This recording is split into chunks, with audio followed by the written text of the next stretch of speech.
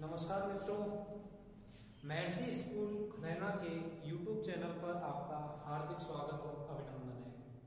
दोस्तों, कल तक हमने बात की थी संकुलन क्षमता के बारे में। पैकिंग एफिशिएंसी क्या होती है, यानी कि मान लीजिए आपको गोलों को व्यवस्थित करना है तो उन गोलों को इस प्रकार से व्यवस्थित करें कि ज्यादा से ज्यादा पार्ट उन गोलों के द्वारा घिरा हुआ रहे और न्यूनतम उनके मध्य रिक्त स्थान रहे। वो चीज आपकी कहलाती थी संकुलन क्षमता। हमने बात की थी आपकी एफसीसी संरचना में संकुलन क्षमता कितनी होती है, वो था 74%। फिर बात की थी हमने बीसीसी स्ट्रक्चर में, बॉडी सेंटर्ड में, वो होती है 68%। और लास्ट हमने कल बात की थी एससीसी संरचना में संकुलन क्षमता का मान कितना होता है, और वो था आपका 52%, या अन्य बुकों में भी दे रखा है 52.4%। दोस्तों, आज का जो टॉपिक है वो टॉपिक है एकक कोशिका का घनत्व ज्ञात करना। यानी कि हम किस प्रकार से, कल तक हमने संकुलन क्षमता ज्ञात करना सीखा और बोर्ड में कम से कम जो कल वाला जो आपका लेक्चर था वहां से 2 नंबर का सवाल आने की उम्मीद है। वो डायरेक्ट सवाल आएगा या तो आपसे पूछेगा एफसीसी में संकुलन क्षमता या एससीसी में, और जो लास्ट है आपका एफसीसी संरचना में। टॉपिक हमारा संकुलन क्षमता के बाद जो नेक्स्ट है वो है एकक कोशिका का घनत्व ज्ञात करना। आप जानते हो घनत्व बराबर डेंसिटी, द्रव्यमान वटे आयतन। घनत्व बराबर क्या होता है आपका, द्रव्यमान बटे आयतन। आपने फॉर्मूला पढ़ा है और मैं इसको लिख सकता हूं D बराबर m/v। ये डेंसिटी का फॉर्मूला होता है। अब हम एकक कोशिका यूनिट सेल का घनत्व किस प्रकार से ज्ञात करेंगे, तो देखिए मैं इसको लिख दूं एकक कोशिका का घनत्व बराबर, तो ये द्रव्यमान किसका आएगा, एकक कोशिका का। एकक कोशिका का द्रव्यमान बटे एकक कोशिका का आयतन। अगर हमारे पास ये दो चीज आ जाए, पहली तो एकक कोशिका का द्रव्यमान और दूसरी एकक कोशिका का घनत्व, तो एक बार सुनिएगा। मान लीजिए मैं बात करूं एक एकक कोशिका की, ये आपके पास एक सिंपल सरल घनीय एकक कोशिका है, तो इसकी जो भुजा की लंबाई होती है वो a होती है, तो इसका आयतन क्या होता है, भुजा का क्यूब। यानी एक तरह से क्या है, ये घन है, और घन का आयतन क्या होता है बताओ मुझे, भुजा क्यूब। और अगर घन का आयतन भुजा क्यूब है तो ये तो आपके पास आ जाएगा। दूसरी बात आती है कि एकक कोशिका का द्रव्यमान किस प्रकार ज्ञात किया जाए। तो एकक कोशिका का द्रव्यमान किस प्रकार से ज्ञात करेंगे, तो सुनिएगा। जैसे मान लीजिए मेरे पास ये एकक कोशिका है, इस एकक कोशिका में अवयवी कणों की संख्या अलग अलग हो सकती है। जैसे मैं आपसे बात करूं कि एससीसी संरचना में अवयवी कणों की संख्या कितनी होती है, एक बार सुनिएगा, एससीसी में बोलो कितनी होती है, 1। एफसीसी में कितनी होती है, 4। और बीसीसी में कितनी होती है, 2। तो मान लीजिए मैं कह दूं एससीसी के लिए मैं घनत्व ज्ञात कर रहा हूं, तो उसमें आप क्या लिखोगे, अवयवी कण 1 गुणा 1 गोले का द्रव्यमान, यही तो चीज हो जाएगी। अरे मान लीजिए इसमें एससीसी ले रहा हूं, तो कितने अवयवी कण है बेटा, 1। और कितने गोले, यानी कि 1 अवयवी कण है तो 1 अवयवी कणों की संख्या गुणा 1 गोले का आयतन, वही क्या हो जाएगा आपका एकक कोशिका का द्रव्यमान। तो नीचे लिखेंगे हम एकक कोशिका का द्रव्यमान क्या हो जाएगा, वो एकक कोशिका का द्रव्यमान क्या होगा, अवयवी कणों की संख्या क्या हो जाएगा, अवयवी कणों की संख्या इनटू एक परमाणु का द्रव्यमान। तो मैं इसको लिख सकता हूं अवयवी कणों की संख्या में क्या मान रहा हूं, जेड, और एक परमाणु का द्रव्यमान क्या मान लिया मैंने, स्मॉल है। ठीक है सर, ये चीज मैं इस चीज को उठा के यहां रख रहा हूं, पर सुनिएगा कि एकक कोशिका का घनत्व का डायरेक्ट फॉर्मूला आप जानते हो, डायरेक्ट फॉर्मूला मैं बता रहा हूं, डी बराबर होता है जेड इंटू एम बटे क्या होता है एन ए इंटू क्या आता है ए क्यू। फॉर्मूला तो आपको याद ये करना है, कहां से आया हमें नहीं मालूम, और वो कहां से आया वो तो हम ये देख रहे हैं, पर याद करने वाली जो चीज है ना आपको सर ये याद रखनी है, काम आपका इससे होगा। तो देखो एकक कोशिका का द्रव्यमान बराबर अवयवी कणों की संख्या, जितनी भी संख्या होगी, अगर एफसीसी होगी तो मैं क्या लिख दूंगा 4, बीसीसी होगी तो क्या लिख दूंगा 2, और एससीसी होगी तो क्या लिख दूंगा 1। कोई दिक्कत है? आगे चलते आपने पढ़ा होगा जो भी द्रव्यमान दिया हुआ होता है वो आपका मोलर मास होता है। क्या होता है वो? मोलर मास, मोलर द्रव्यमान रिप्रेजेंट करते हैं एम, और ये मोलर द्रव्यमान कितने कणों का होता है? 6.023 गुणा 10 की पावर 23 कणों का। ठीक है, या मैं इसको लिख सकता हूं एन कणों का। कितने का होता है ये मोल? ये मोल कॉन्सेप्ट से आपको याद रखना पड़ेगा। जो भी चीज आपको दी हुई होती है बेटा वो मोलर मास दिया हुआ होता है, और ये मोलर मास एन कणों का होता है। तो मुझे कितने कणों का चाहिए? एक। मुझे कितने का चाहिए आपका? एक परमाणु का द्रव्यमान या एक कण का? तो एक कण का द्रव्यमान बराबर एन बटे क्या आ जाएगा? एन। अरे एक कण का द्रव्यमान क्या आ जाएगा? एम बटे एन, या एक परमाणु का द्रव्यमान।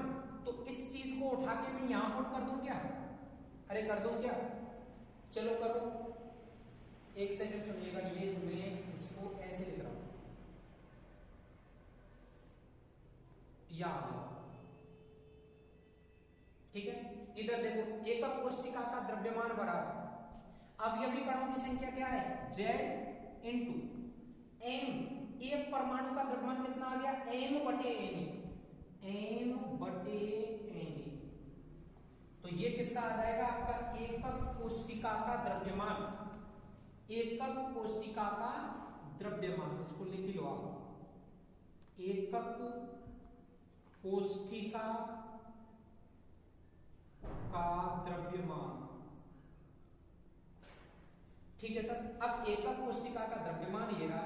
एकक कोशिका के किसकी आवश्यकता है हमको? घनत्व की, आयतन की। आयतन क्या होता है? भुजा क्यू। भुजा क्या मानी है? ए। तो मैं लिख सकता हूं आयतन बराबर क्या हो जाएगा? आयतन बराबर भुजा क्यू, और भुजा क्यू क्या मानी है मैंने? ए। तो आयतन क्या हो जाएगा? ए। दोबारा से समझना बेटा, एकक कोशिका का घनत्व ज्ञात करना है। सबसे पहले घनत्व होता है बेटा द्रव्यमान बटे आयतन, यानी कि आपसे घनत्व का कोई फॉर्मूला पूछेगा तो क्या बोलोगे? द्रव्यमान बटे आयतन। D बराबर m बटे v, D बराबर z into M, N into ए3। ये फॉर्मूला डिराइव्ड करके आया है, लास्ट में यही आएगा। तो आपको तो बेटा ये चीज याद रखनी है, पर वो कैसे आया मैं आपको समझा रहा हूं। तो मैंने लिख दिया एकक कोशिका का घनत्व बराबर एकक कोशिका का द्रव्यमान बटे एकक कोशिका का आयतन। तो द्रव्यमान कैसे निकालोगे? अवयवी कणों की संख्या z, और एक परमाणु का द्रव्यमान क्या आ जाएगा? ए। अब सुनना, जो भी द्रव्यमान दिया हुआ होता है ना वो मोलर मास होता है, यानी वो किसके कणों के बराबर होता है? एन कणों के। तो एक कण का कितना आ जाएगा? या मैं लिख सकता हूं एक परमाणु का, या एक परमाणु का, या एक परमाणु का द्रव्यमान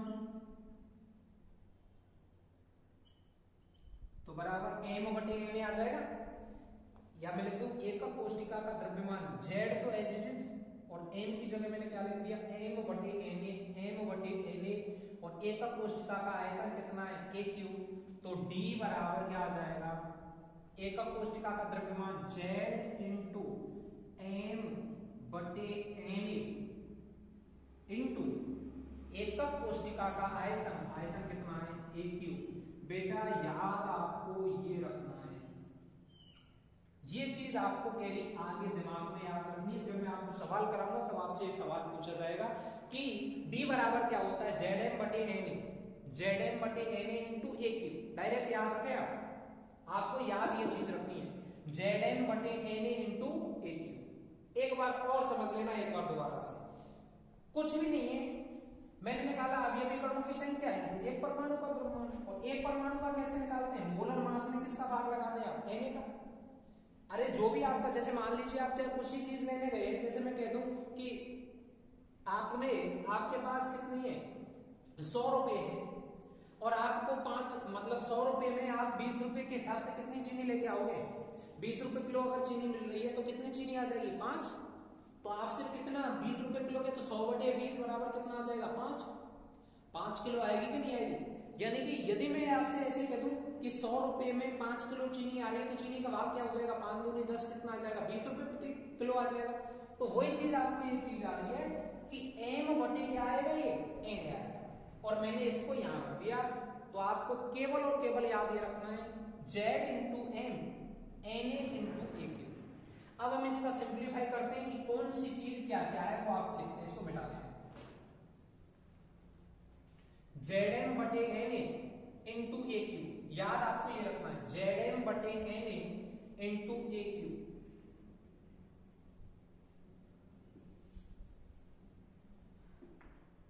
चलिए सबसे पहले लिखते हैं D, जहां D बराबर एकक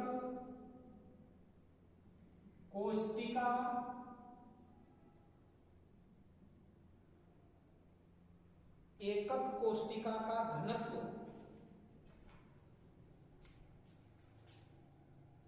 ठीक है, Z अवयवी कणों की कुल संख्या M मोलर द्रव्यमान, मोलर मास Na आवोगाद्रो संख्या, ये होता है बेटा 6.023 इंटू 10⁻⁻³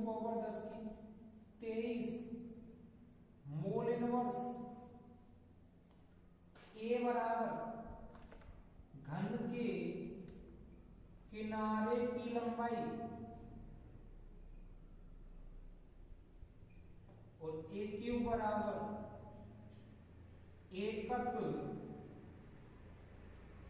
कोष्टिका का आयतन।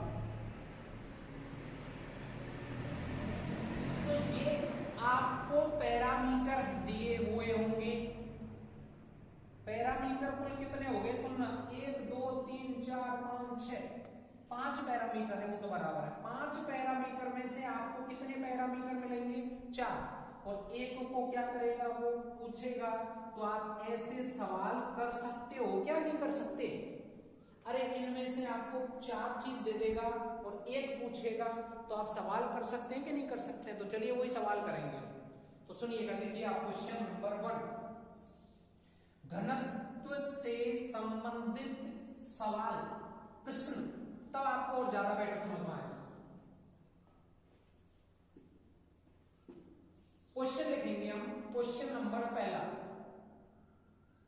फर्स्ट क्वेश्चन क्या होगा सुनिएगा।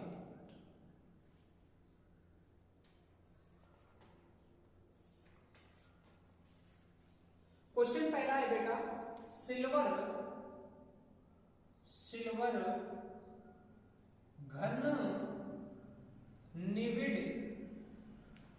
संकुलन, घन निविड संकुलन CCP FCC करता है। क्या करता है, सीसीपी एफसीसी करता है, और इसके एक्स किरण अध्ययन से, एक्स किरण अध्ययन से इसके इकाई कोष्ठिका, इकाई कोष्ठिका के किनारे की लंबाई 408.6 पिकोमीटर प्राप्त हुई।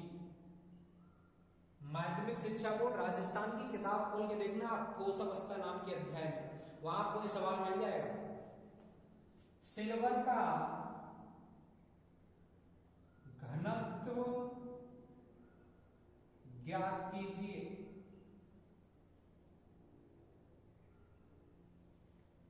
परमाणु द्रव्यमान आपको दिया गया है,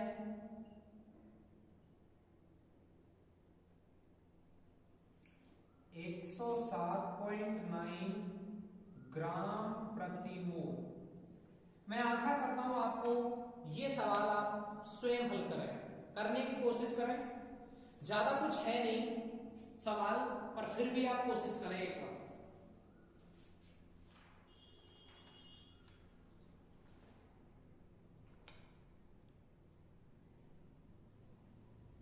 सवाल है आपका कि सिल्वर घन निबिड़ संतुलन सीसीपी या एफसीसी करता है। सबसे पहले आप जो भी सवाल करोगे ना, उसको आप शॉर्ट में लिखेंगे, नीचे दिया है। पहले तो एकक कोष्ठिका देखो, इसकी एकक कोष्ठिका बेटा कौन सी है बताओ, सीसीपी या कौन सी, एफसीसी। अब ये भी कणों की संख्या बता दो मुझे कितनी होती है, 4। एक्स किरण अध्ययन से इसके किनारे की लंबाई, किनारे की लंबाई बराबर 408.6 पिकोमीटर। कितनी प्राप्त हुई है, 408.6 पिकोमीटर। ठीक है सर, चलो आगे देखते हैं। सिल्वर का परमाणु द्रव्यमान, परमाणु द्रव्यमान का मतलब मोलर मास, परमाणु द्रव्यमान बराबर होगा 107.9 ग्राम प्रति मोल। कितने पैरामीटर आगे, 1 2 3।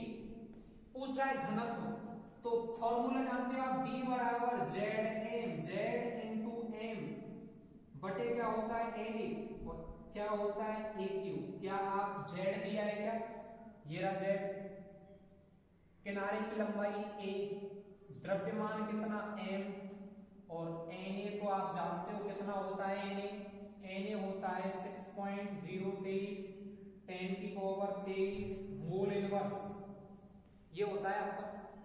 चलिए रखते हैं मान, डी बराबर जेड कितना बोलो 4, एम कितना 107.9 ग्राम प्रति मोल बटे, ठीक है सर।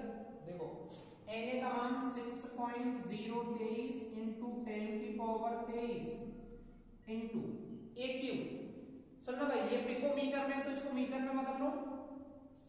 अगर इसको में पिकोमीटर है और पिकोमीटर को यदि आप मीटर में कन्वर्ट करोगे, तो मीटर में कन्वर्ट करने के लिए आप किससे गुणा करोगे, एक पिकोमीटर में कितने मीटर होते हैं, 10 की घात -12, और सेंटीमीटर कितने होते हैं आपके, सेंटीमीटर तो होते हैं आपके 10 की घात -10, और आपके जो मीटर होते हैं वो कितने होते हैं आपके 10 की घात -10, और मीटर कितने होते हैं 10 की घात -12, यानी कि एक पिकोमीटर में कितने 10 की घात -12 मीटर, और एक पिकोमीटर में सेंटीमीटर 10 की घात -10 सेंटीमीटर। तो सेंटीमीटर में चल रही है, ग्राम वाली है तो सेंटीमीटर ले लो।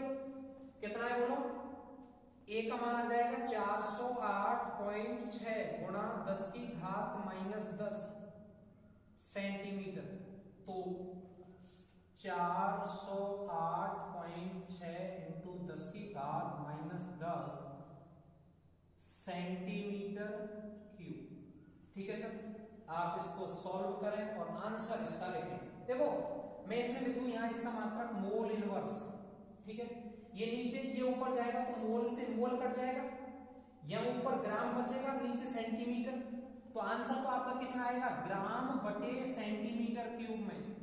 आंसर किस में आएगा इसका, ग्राम बटे सेंटीमीटर क्यूब में। और जो आंसर आएगा कट पिट के 10.5 ग्राम प्रति सेंटीमीटर क्यूब इसका क्या आ जाएगा सर, आंसर आ जाएगा। तो ज्यादा कुछ है नहीं सवाल के अंतर्गत, मैं समझता हूं, क्योंकि जो दिया है ना वो चीज आपको एकक कोष्ठिका, अभी अभी कण कितने 4 आ गए, किनारों की लंबाई दी हुई है, आपने सेंटीमीटर में बदल लिया, जेड का मान कितना रखा 4, एम का मान ये रख दिया, एन ये आप जानते हो, ए क्यूब आपने रख दिया, सॉल्व किया, आंसर कितना आ जाएगा सर 10.5। मात्रक क्या होता है, ग्राम प्रति सेंटीमीटर। चलिए दूसरा सवाल और देखते हैं, क्वेश्चन नंबर 2। क्वेश्चन नंबर 2 क्या कह रहा है,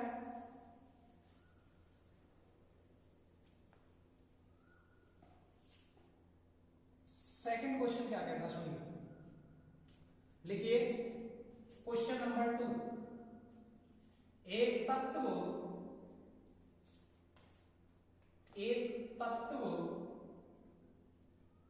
जिसका मोलर द्रव्यमान 2.7 इंटू 10 की घात -2 किलोग्राम प्रति मोल है, ये इसका मोलर द्रव्यमान है। जो घनीय इकाई या एकक कोष्ठिका, जो घनीय एकक कोष्ठिका बनाता है, किनारे की लंबाई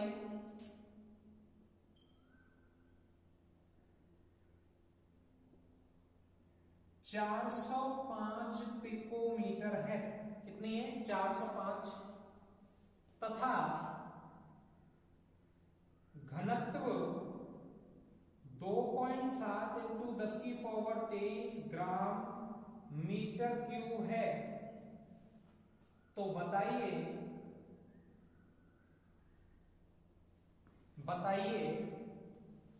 घनीय एकक कोष्ठिका का प्रकार क्या होगा, यानी कि आपसे पूछा कि इसका प्रकार क्या होगा। तो वैसे तो आप देख लो घनीय एकक कोष्ठिका है, और घनीय एकक कोष्ठिका में अवयवी कणों की संख्या कितनी होती है 4।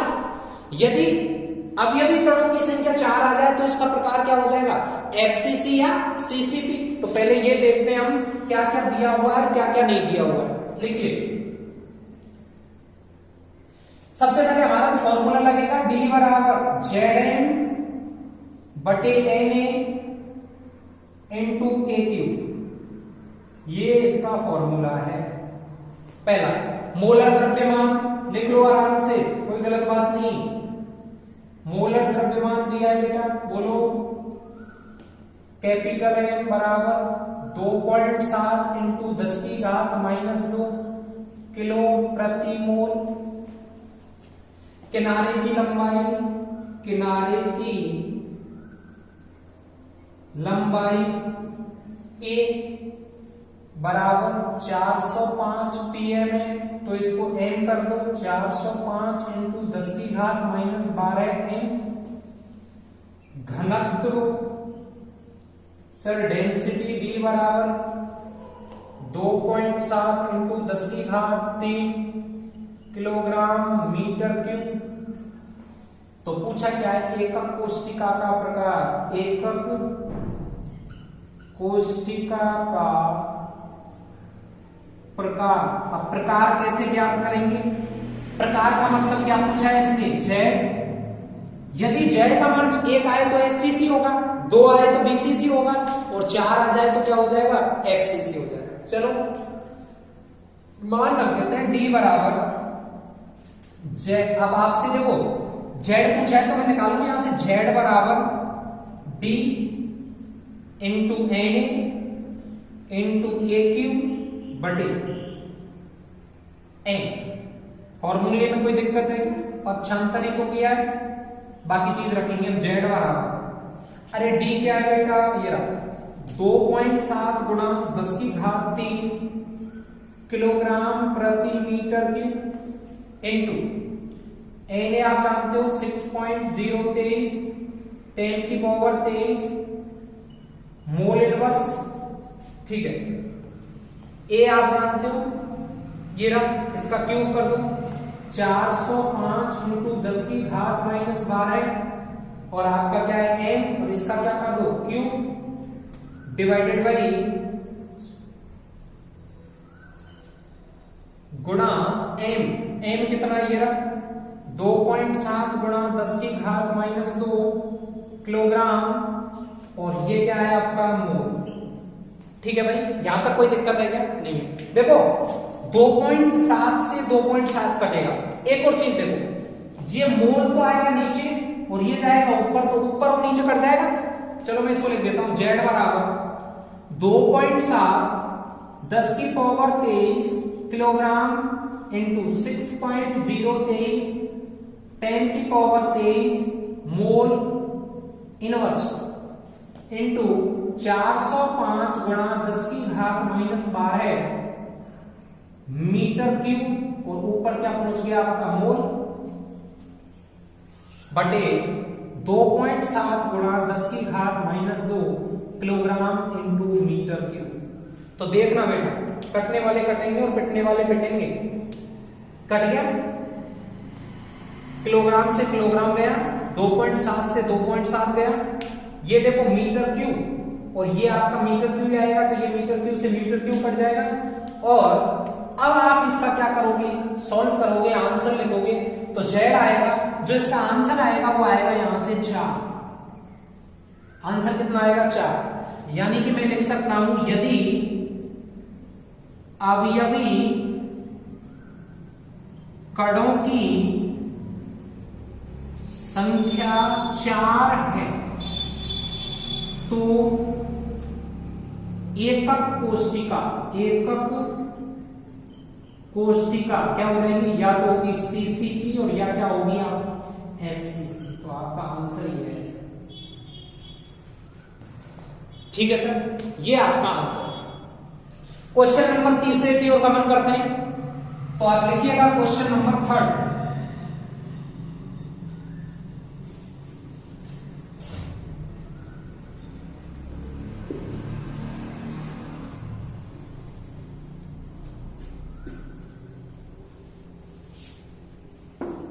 क्वेश्चन नंबर 3 क्या कह रहा है सुनिए।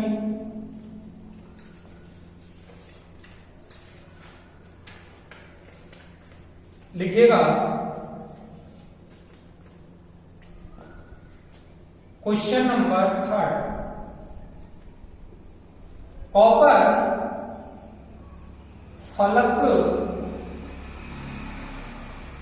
केंद्रित घन संकुलन एफसीसी में क्रिस्टलीकृत होता है।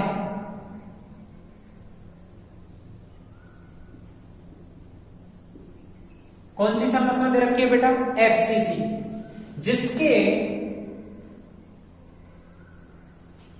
किनारे की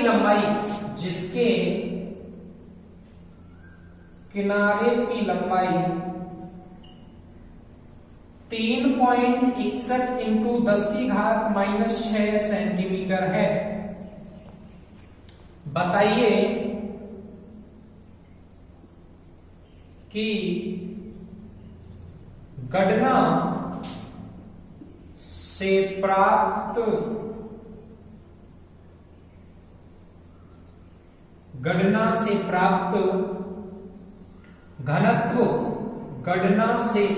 घनत्व का मापन किए गए घनत्व से मेल खाता है यदि कॉपर का परमाणु द्रव्यमान, यदि कॉपर का परमाणु द्रव्यमान 63.5 ग्राम प्रति मोल है, कॉपर का जो परमाणु द्रव्यमान है वो कितना है आपका 63.5 ग्राम प्रति मोल है।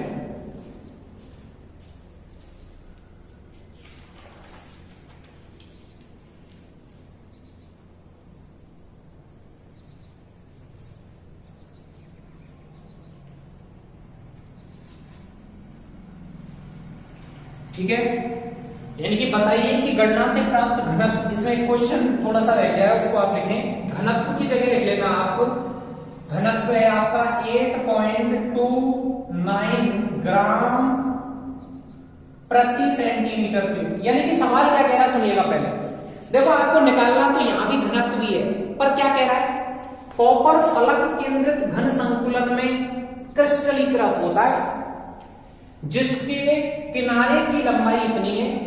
बताइए कि गणना से प्राप्त घनत्व 8.29 ग्राम प्रति सेंटीमीटर क्यूब का मापन किए गए घनत्व से मेल खाता है यदि कॉपर का परमाणु द्रव्यमान, ये कह रहा है कि इसका घनत्व इतना होता है, तो आप डी निकाल के बताइए क्या ये इससे मेल खाता है कि नहीं खाता है।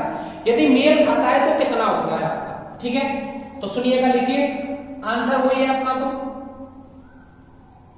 D बराबर ZM बटे NA इंटू ए क्यूब। बोलो ZM बटे NA इंटू ए क्यूब। किनारे की लंबाई बोलो, किनारे की लंबाई, किनारे की लंबाई क्या है A बराबर 3.61 इंटू 10 की घात -6 सेंटीमीटर। एकक कोष्टिका का प्रकार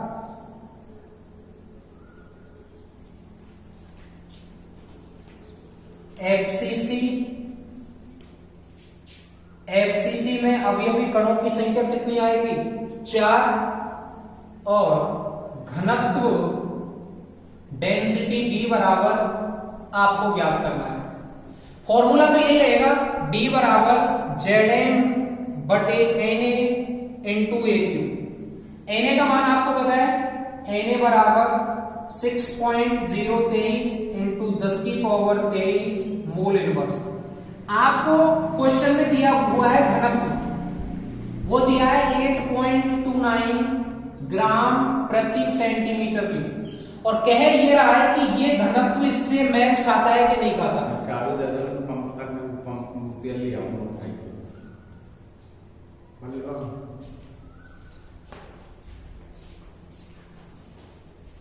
घनत्व 8.29 ग्राम प्रति सेंटीमीटर क्यूब होता है।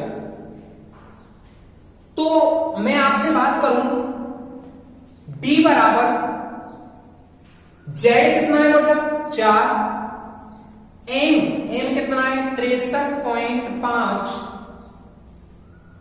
ग्राम प्रति मोल बटे Na कितना 6.023 10 की power 23 mole inverse into A cube.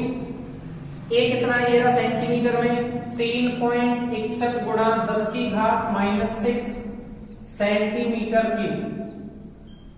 ठीक है सर, तो मैं यहां से जो मेरा डी आएगा वो डी कितना आएगा, आप देखो मोल से तो मोल कट जाएगा, सेंटीमीटर क्यूब बचेगा, वो आएगा 8.96 ग्राम प्रति सेंटीमीटर क्यूब।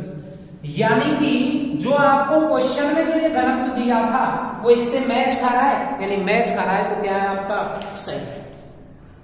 यानी कि वो कह रहा है कि आपको इतना घनत्व तो प्राप्त हुआ था गणना से, क्या ये इससे मैच खाता है। यदि मैच खाता है तो सही, तो हमारा भी लमसम में कितना आ रहा है 8.96 आ रहा है, ये कितना है 8.26 है। एक लास्ट सवाल की ओर गमन करते हैं, वो आपका इस घनत्व वाले क्वेश्चन से लास्ट रहेगा, और लिखिए उसको। Question number 4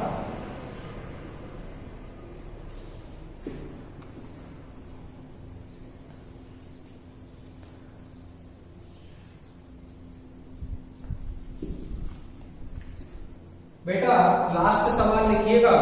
question number 4। Question क्या कह रहा है सुने।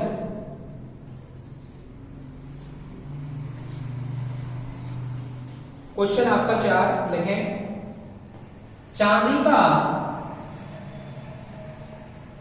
क्रिस्टलीकरण, चांदी का क्रिस्टलीकरण एफसीसी जालक में होता है।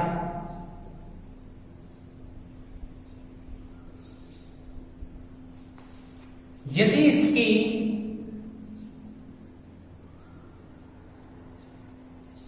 कोष्टिका के कोरों की लंबाई 4.07 इंटू 10⁻⁻8 सेंटीमीटर तथा घनत्व 10.5 ग्राम सेंटीमीटर क्यूब हो तो चांदी का परमाणुीय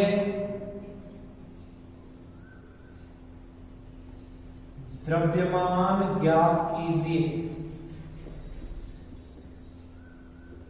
वही चीज है आपकी परमाणुीय द्रव्यमान की कह रहा है, तो कैसे ज्ञात करेंगे सुनिएगा।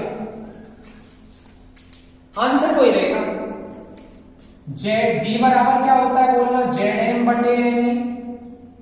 अब आपको याद हो जाना चाहिए बेटा, ये चीजें नॉर्मल हो गई बिल्कुल चीजें। अगर आपको ये चीजें याद नहीं है तो आप पीछे हो। धीरे धीरे बिल्कुल आराम आराम से पढ़ा रहे हैं आपको। एक एक सवाल आपकी माध्यमिक शिक्षा बोर्ड की किताब पे जो लिखा है वो हल कराया जा रहा है यही वीडियो के माध्यम से। इसलिए आपसे निवेदन यह है कि आप इस वीडियो को पूरा देखें और अंत तक देखें। कोई चीज समझ में नहीं आ रही तो आप पर्सनल नंबर पर कॉन्टेक्ट भी कर सकते हो। डी बराबर ये आपका ये है एफसीसी। अब मैं शॉर्ट में कर रहा हूं एफसीसी में। अब ये विकर्ण कितने हो जाएंगे बोलना 4। एफसीसी में अब ये विकर्ण कितने हो जाएंगे 4। लंबाई कितनी है ए बराबर 4.07 गुणा 10⁻⁻8 सेंटीमीटर। डेंसिटी कितनी है बोलो 10.5 ग्राम पर सेंटीमीटर क्यूब। पूछा क्या है एन आपके पास होता है, एम पूछा है, क्या एम नहीं ज्ञात कर सकते। 6.023 गुणा 10⁻23 मोल इनवर्स। मान रख दो इसमें, मान कैसे रखोगे। डी बराबर जेड कितना है बोलो एफसीसी तो 4, एम कितना है भाई, एम तो ज्ञात करना है। चलो पहले मैं एम ही निकाल लेता हूं यहां से। एम बराबर D into N into A cube divided by Z. M बराबर डी बोलो 10.5 ग्राम पर सेंटीमीटर क्यूब। 6.023 10⁻23 mole inverse. और आपका बेटा 4.07 इंटू 10⁻⁻8 सेंटीमीटर क्यूब। और लास्ट में आ जाएगा जेड, और जेड कितने 4 सेंटीमीटर क्यूब नीचे, और इससे तो ये कट जाएगा आपका, ठीक है। एम किस में आएगा वो मोल में आ जाएगा, यानी क्या आ जाएगा ग्राम प्रति मोल में। इसका आंसर जो आएगा वो आएगा आपके ग्राम प्रति मोल में, और वो आएगा लगभग आपका 106.57। कितना आएगा 106.57 ग्राम प्रति मोल। इसका क्या आएगा सर आंसर आएगा। और लगभग भी कितना होता है चांदी का 107 ही होता है, पहले क्वेश्चन में हमने किया। तो दोस्तों इस वीडियो को आप अंत तक देखें, पूरा देखें। जो जो चीज आपको जटिलतम जो संरचनाएं आपको लग रही है वीडियो से संबंधित, आप उस वीडियो को रोक रोक के बिल्कुल अपने हिसाब से आराम आराम से अंत तक देखें। हो सकता है आपको वीडियो एक बार में समझ में ना आए, लेकिन मैं आपसे दावे के साथ कह सकता हूं कि जो भी चीजें आप पढ़ रहे हो बिल्कुल आसान है। इससे सरल कुछ नहीं हो सकता। आप यदि इन वीडियो को क्रमबद्ध तरीके से देखोगे तो मैं गारंटी के